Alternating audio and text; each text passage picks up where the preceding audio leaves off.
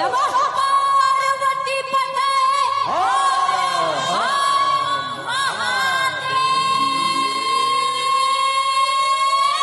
Devraj सेव्यमान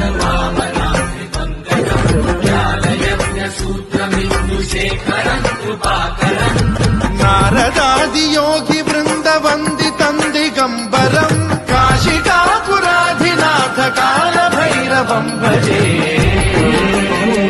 धर्मसेतुपालकं त्वधर्ममार्गनाशकं कर्मपाशमोचकं सुशर्मदायकं विभुम्